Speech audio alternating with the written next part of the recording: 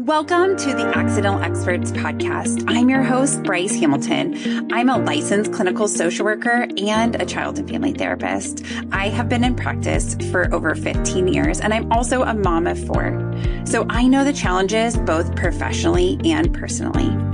I'm so glad that you're here today to grow your parenting toolbox. Please come as you are and be ready to learn.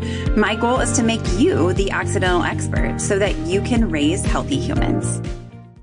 Hi guys, welcome back. I am so excited for our episode today. We have Ann Kent, who is a registered dietitian, and she's also a certified diabetes educator, and she's working on her intuitive eating certification. And she's also a mom of 2, and she also has a toddler. So she is going to be talking to us today about toddler eating and their particulars to help us understand how to navigate raising healthy eaters. And I think this topic is so important. I've gotten so many emails about this topic, and so I am excited to bring her to us today to talk about picky eating. With that, let's get to Ann. Thank you for having me. Yeah. Okay. So talk to us about yourself a little bit. Can you give us just like a brief introduction of yourself? Absolutely. So, like you said, I'm a registered dietitian. I'm also training to be the certified intuitive eating counselor. And I myself have 2 kids. I'm a bonus mom of a 15-year-old, and then I have a 2-year-old toddler. So You're in it. I am in the thick of the picky eating phase right now. Yes. Okay, perfect. And you have an awesome program where you are kind of giving parents these skills of like helping them to navigate meal planning and those kind of things on your Peace and Happiness. Is that right? Website. Yes. Yep. Awesome. My Very app cool. is the Peas and Happy Meal Guides, and I send a menu of different ideas every week to help parents with that overwhelming question of what's for dinner. Yes, I love this idea. So, I mean, and especially with toddlers, it's hard to plan. We're busy, right? When we have the little kids, I mean, we're busy through all of raising kids, but I think when they're little, it's hard to like think about that. And then it's like, what's for dinner? And then everybody is stressed. So I think this is a fantastic program. Okay. So let's talk about why can infants become toddlers who turn into selective eaters? So as infants, when we introduce food, they're doing so great and they eat everything. And then all of a sudden we're in toddlerhood and they're eating nothing or only want everything brown or white. What is the deal with that? I think it's really important to know that this is a normal and natural phase that happens. Picky eating is a phase that starts generally around age 1 and can last up to like age 5. And we as parents need to help them through it. And the hypothesis or the theory behind this is that back when we were cave people, that it was potentially really dangerous for when your child, once they started to walk, they might wander off and eat some poison berries. And you need them to have the ability to spit those out to say, oh, I'm not going to eat that new food. So toddlers are inherently wary of new things and especially new foods. And that's for, and not only do they have that kind of like protective thing going on, but they actually also have more bitter taste receptors on their tongue than we do as adults. So there's a lot of like physical things that are happening to your kids in addition to all of the brain growth that we know is going on. And so they become infants who do eat everything. And even if you've done the amazing stuff like baby-led weaning and exposed lots of like textures and different flavors, it's super normal for them to stop eating foods that they used to love. And we as parents need to help guide them through that so that they can exit on the other end as an adventurous eater. Just because your child is maybe going through a picky phase does not mean that they are a picky eater and they're going to be a picky eater forever. Yeah. Well, and I tease my kids at home. We sometimes have something and then they'll be like, I don't like that. And then they'll be like later, you know, maybe a year later or 2 years later, they're like, oh, I like that thing. And I'm like, oh, your taste buds are dying. Just teasing. But like, it's like, as we age, we do actually lose some taste buds, right? They are. Yes. So every cell in our body has like a different life cycle. Like red blood cells, for example, live for 3 months. But taste buds live for 2 weeks. So we are constantly getting a new palate on our tongue. That's why even as an adult, you can learn to like new foods because our tastes don't stay static. And we tend to like what we eat most often. So the flavors that are like we're exposed to most often are going to be the flavors that we like. And it comes from some of that like conditioning that a lot of the research shows that it takes at least 7 times to be exposed to a food and sometimes up to 20 times to be exposed to a food for our brain to settle into whether or not we like it. So Yeah. it's super important to continue to expose your kids to foods, even if they say, I don't like it. One of my favorite phrases that I used to use with my 15-year-old when he was younger was, you don't like it yet. And we talk about that time when I was a kid and I didn't like asparagus, and then I kept trying it and eventually I did. And so like even bringing in your own stories to like show your children how you can change, I think is so helpful and important to give them a narrative that they're not stuck in picky eaterhood. Yeah. Yeah. To open, I love the power of, yeah, I use that in my practice a lot, of just being able to say like, I can't do this yet, or I don't like that yet, because it opens the door in our mind to the possibility that things can change, which is lovely because things do change. I mean, that's what we know for sure in life, is that things are going to change. And I love this idea of sharing your story, because salmon was something that I had hated forever. And I think I didn't really grow up eating it, but then I knew it was so healthy. And so I tried to like it. And finally, it was probably about 5 years ago. So I was about like 35 before I realized that like, okay, I had been exposed enough times. So I probably was somebody who had it more than 20 times. And then I was like, okay, I do like this, but only cook certain ways, right? Like we can still be particular about the ways in which we do like something too. That's a great point. And I think, using that understanding as an adult, there are certain things that I'll use the example of like Brussels sprouts. Brussels sprouts boiled, like I'm not going to touch them. But if you roast them, they're so delicious. And so different cooking techniques can really help picky eaters. And also understanding that we each have preferences. And our toddlers and our young kids, they're humans too. And so they're going to have different preferences. So exploring those in sort of a neutral, non-judgmental way can be really helpful. Yeah. And we do at our house a new thank you bite. So like, even if they don't want something, we still take a bite of it to try. Do you think that's a good strategy to kind of still be exploring things? I'm glad you asked that question, because there's kind of mixed opinions about this. On one hand, I think it depends on the kid, honestly. So if you have a child who is like open to that and they're not going to like give you a lot of pushback, then like having that as a rule around the table and everybody does that, I think is just fine. If on the other hand, you have a child who is like really resistant, and anytime you even suggest that they try a new food, they're like my toddler, for example, he's in the phase where like he will not even tolerate that new thing being on his tray or anywhere near him. If you're like to that extreme, then my biggest recommendation is to lower the pressure. If you have like that strong of a reaction, like get the stress off the dinner table, because I think that that's one of the biggest issues with picky eating, or like when there's stress around the dinner table. If we can minimize that, it's going to make them a lot more likely to try something new. And an exposure actually is more than just tasting something. So things that counted as exposure are seeing the food on the table, seeing a trusted adult eat the food, seeing their friends eat the food, touching the food, smelling the food, putting the food in their mouth and spitting it out. All of those things are exposures to food beyond just the actual eating. So I guess I just want to give that as an alternative if you're struggling a lot. Yeah, no. And I think probably the parents that are listening to this are not having kids that are like easily eating the food, or they would not be so interested in picky toddlerhood. Right. But I think that's great of like, it's sometimes mashing it up. Right. And sometimes it's like having them help you make it. And even if they don't eat it, but they're part of that process, it's all exposure to that really uncomfortable thing.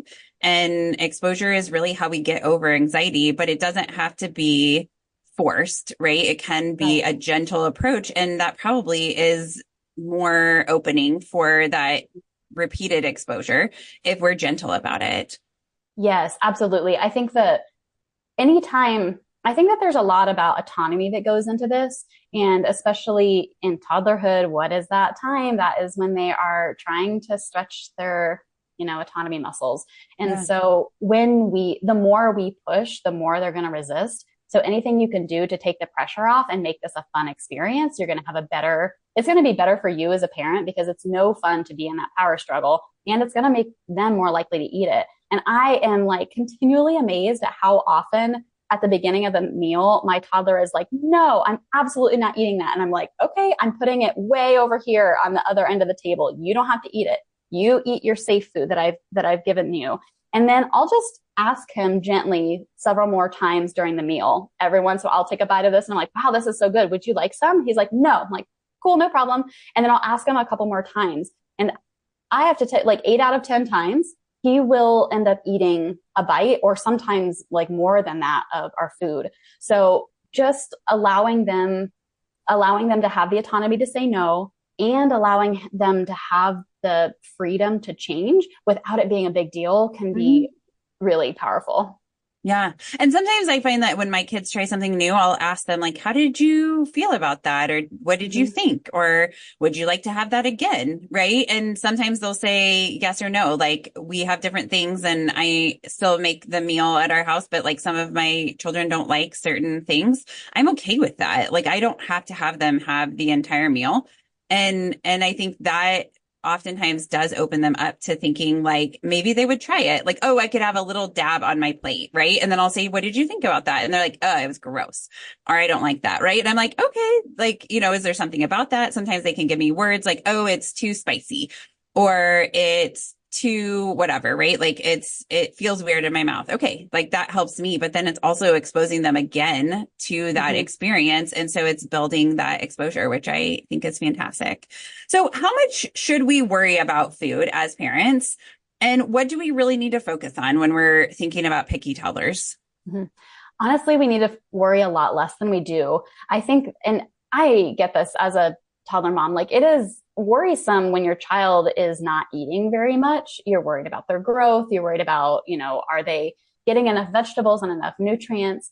And fortunately, things like protein, our toddler, it's really easy to get enough protein for our toddlers. Like toddlers between the ages of 1 and 3 need about 13 grams of protein a day. And just to put that in perspective, one hard-boiled egg has 7 to 8 grams of protein. Like a slice of bread has around like 4 grams of protein. So even if your child is like only eating what you think are carbs or something else, they're probably meeting some of those like basic needs. And the other thing to note is that research has been done with toddlers. And when you just offer them a variety of food, offer them a variety of fruits, veggies, protein, carbs, and then let them decide, from meal to meal, their eating is going to look pretty chaotic. One meal, they're only going to eat blueberries and they refuse all of the other things. The next meal, they're only going to eat yogurt. The next meal, they're only going to eat bread. But when you look at their nutrition over the course of a week or over the course of a month, it's actually very balanced. And so there's this concept called the division of responsibility that was developed by a dietitian, Ellen Satter. There's been a lot of research around. And it's the idea that it's the parent's job to decide what, when, and where to eat. And it's the child's job to decide if and how much. Oftentimes we try to conflate the two, which we were just talking about, like with the no thank you bite, for example. Yeah. So if we are doing our job with offering all of the variety and we continue to expose them and let them have the autonomy to choose if and how much, that's going to help them to not only develop a healthy relationship with food, but they will actually have their nutritional needs met. If you're super worried about their like vitamin mineral status, then like offer them a multivitamin. That's totally fine. But vegetables, I think especially, are a long game. Like my goal with my toddler is to help him be a healthy adult. And part of being a healthy adult is eating your fruits and vegetables and enjoying them, not making it a chore. In the short term, he's not going to become deficient in like a nutrient in a day. That's not how nutrition works. So I guess I say this to take some of the pressure off parents of like, oh my gosh, are they getting enough nutrition? The answer is almost always yes. The red flags I would watch out for are growth. If you're going to the pediatrician and their growth is like tanking on the growth chart, then we've got a larger problem. Or if they are so selective that they only have like 2 foods that they will touch, then there might be something else going on. But for most kids, if they've got energy, if they're like happy and healthy and growing, then I just want to reduce that stress for you. Probably things are fine. Yeah, that's great perspective to have of like, it's not just so much for this day. Cause I have a 2-year-old and sometimes he does that exact thing where it's like, he ate 1,000 berries, all different kinds, but that was all he wanted for dinner. Right. And some sprinkles of cheese on his berries, which I mean, who will ever understand that? Yeah. Right. But it's like, it was like, that doesn't seem like enough, but then it's also like, I don't really know if it's enough, right? Mm-hmm. So like somewhat we have to trust them to be able to decide when they're done with the food and full or have had enough for now, or I think about snacks too. My kids eat snacks and I try to like encourage healthy snacks. And so it's like sometimes that is kind of like meals in like small plates, right? Mm-hmm. Versus it being like a sit down, have a big meal kind of situation. My toddler especially would prefer lots of small snacks. So he wants to eat cucumbers and that's a snack. And then later he wants yogurt and that's a snack, right? Like, and these different things. And so, but it's not at one meal. And so I sometimes have to remind myself, like, okay, what did we eat between lunch and dinner? Like, have we eaten something? And almost always that is yes, because he is a snack lover. So that is good advice. So what are some tips you have about food with toddlers and anything we should avoid doing? Yeah, well, really, it's that crossover of that division of duty and or division of responsibility. And if we're moving too far into their job, then we can cause some unhealthy behaviors in the long term. And so, what we can do, what are good things, are focusing, like we talked about, on the what, when, and where. So, thinking about like offering a structure around food, things like a loose schedule. I'm going to say loose because pre-toddler mom, dietitian Ann would have said, oh, you need to like have scheduled things. And now I understand that things need to be a little bit more loose when you are living in reality. Yes. But offering something every like 2 to 3 hours can be very helpful for both like making sure that they're getting something to eat, but also avoiding like constant grazing. And that helps them to tune into their hunger cues. If we are constantly snacking, then they're never really going to feel hunger. And so they're never really going to be motivated to eat to fullness. And then on the other hand, if we're expecting them to eat on an adult schedule and spread those meals out like every 4 hours, that's just too long for little toddler bellies. And so they're going to be so hangry and so upset by that meal that they're going to refuse everything. I mean, not just food, like nothing is good when a toddler is hangry. So focusing on that and then offering the nutrition is really important. What we should not be doing is trying to decide for our toddler how much they need to eat. And I'll use the example of over the weekend. My child is in a non-growth spurt.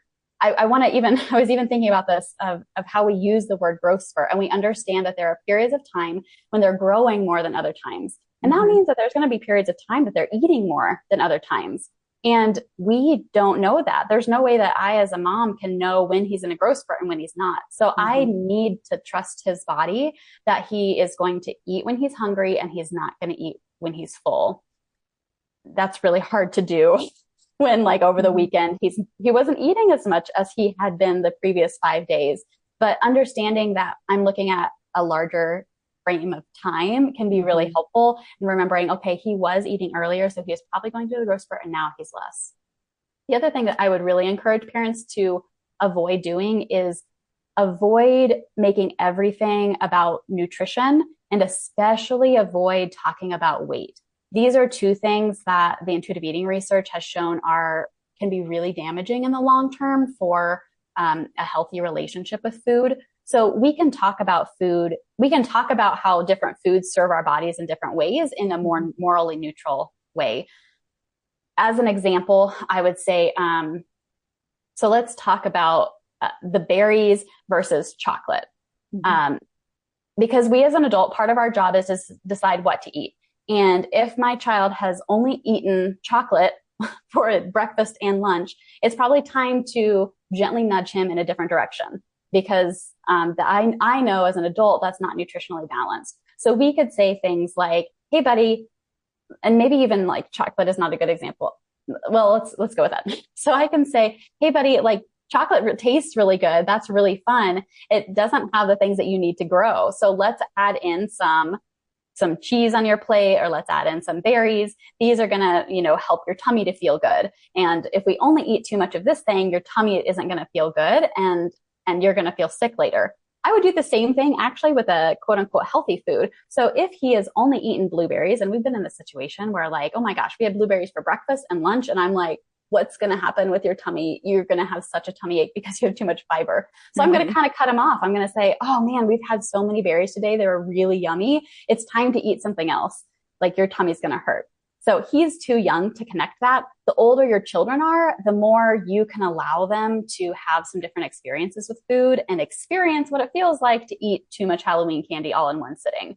that one experience is not going to ruin their nutrition. And it's actually going to be a more powerful experience for them going into the future to understand, wow, if I don't choose a balance in my food, I don't feel good. But we're connecting it to how we're feeling. We're internalizing it instead of having like a health, like we're worried about your weight. We're worried about your grandpa just had a heart attack. So we're worried about your cholesterol, like something that is existential sort of to them.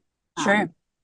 Well, I have a great example of that. So one of my daughters, her and I both have celiac. And so we are very conscious of obviously not eating gluten.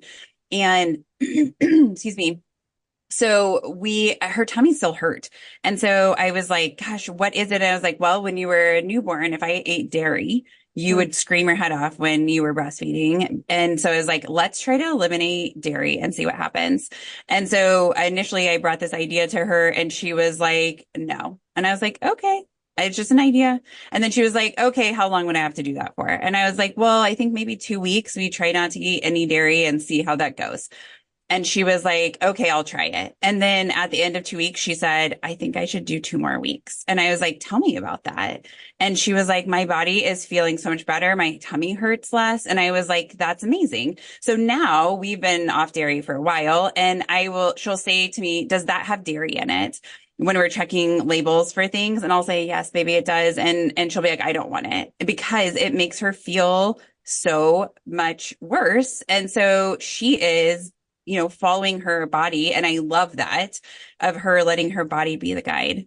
That is such a cool experience. I mean, and you just handled that perfectly because the restriction can be either a really positive, empowering thing, or it can be a really negative, detrimental thing. And you allowing her to drive that and to understand the reason why she's not that the cheese in the future, it might look good, but not as good as she knows it's going to make her body feel. And when I see that, it's so interesting because in intuitive eating, a lot of times we come to the same conclusion. We come to the conclusion that you should eat a salad for lunch, but it matters how you get there. And if we're in a diet culture and your diet says that you have to eat this, it's so much less satisfying than when you say, wow, it's springtime and greens are in season and the salad looks delicious. The salad can be the same, but the method of how you get there is way different. And I think that that's a great example with your daughter. Yeah. Choice. Excuse me. The power of choice. I mean, it matters, right? Like even if it's about exercise or, going to school or whatever, it's like feeling like we have some control and it totally matters. And then we're less resistant when we feel like we have some power in it. So how do we make eating fun for kids, right? Especially this toddler group. Like what are your suggestions around that? Well, number one is just to take the pressure off. Like we've been saying, make sure that, you're staying with what you're supposed to do and let your kids do what they're supposed to do.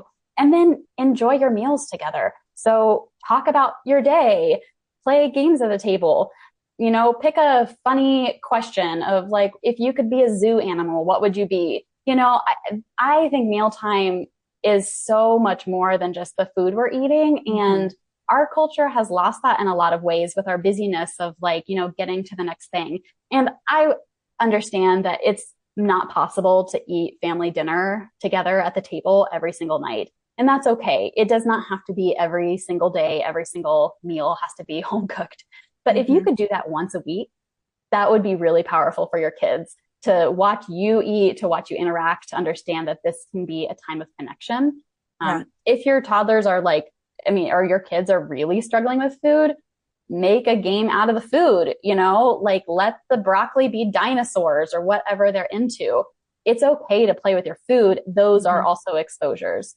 Yeah. And if you're coming from a place of like, wow, we used to have this like, no, thank you bite, or we used to all have to try this thing, and that's been a stressful experience, it's okay to change the rules. And you can just say it to them. You can say, hey, I've been learning and reading, and I think this hasn't been working for our family. So we used to have to all take a bite, and we're not going to do that anymore. So, and your kids are going to be like, I don't believe you. And they're going to test you.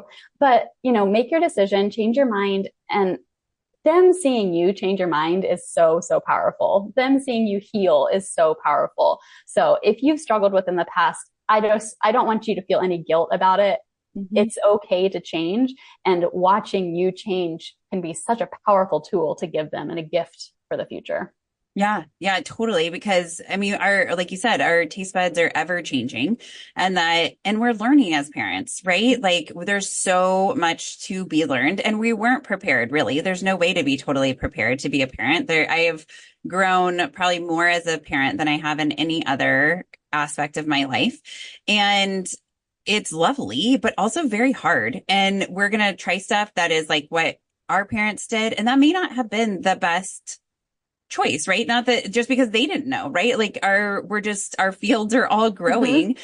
And so we're learning more about all things, and it's okay for our kids to see that. And then it gives them power to also be like, oh, I'm changing my mind about this, and to not make it a big deal, about, having a different opinion. Like I used to love dinosaurs and now I love mermaids. That's cool, right? Like all great. Just like with foods too. That's fantastic advice. So what do you want parents to take away from our conversation about toddler eating? I think the biggest thing is to remember how powerful autonomy is. Like you were just saying, like the power of choice. And that's for you, and that's for your tiny humans too. So reducing the stress around this, both for you as a parent, knowing that you're playing the long game. You don't have to make every meal perfect. You're focusing on exposure, like giving yourself some grace in that, and then giving your kids some grace, and understanding that, they have bad days and they have good days, and some days are going to be easier. So my biggest takeaway is just reduce the pressure, give yourself grace, focus on exposure rather than perfection. Yeah, that's great advice. Thank you so much. This conversation has been so enlightening, and I've learned a few things about, exposing my kids to foods and the thought process about the meal being more of like a month plan kind of thing instead of this, daily or every meal kind of situation. So I appreciate that. Absolutely. Thank you so much for having me. Yes, absolutely. That was all really good information. Thank you so much for helping us to understand what is normal in toddlerhood and what we should be looking out for, and how to encourage our toddlers to be explorers in the terms and realm of food. I know that parenting can be so stressful, and that when you have a particular eater, that just increases our stress as parents, because we're so worried about them growing up to be healthy humans. And to alleviate that stress, to kind of shift our perspective around eating as more of a whole plan, that it's not just today or this meal, that it's more about like this month or this week. And I think that for me as a mom too, helps to reduce some of my stress around toddler eating. If you guys like what we're doing, please subscribe and share us with your friends. Follow us on Facebook and Instagram and YouTube, and keep emailing us with your requests, because we are loving that. accidentalexperts@gmail.com. Thanks, and have a fantastic day. Some words from our legal team. The information presented in this podcast is not intended or implied to be a substitute for appropriate professional advice, diagnosis, or treatment. All content, including text, graphics, images, and information contained on or available through this podcast, is for general information purposes only. This podcast makes no representations and assumes no responsibility for the accuracy or information on or available through this podcast, and such information is subject to change without notice. You are encouraged to confirm any information obtained through this program with other sources, and review all information regarding any condition or treatment with the appropriate professionals. What we're saying is, yes, I am a real therapist, but I'm not your therapist.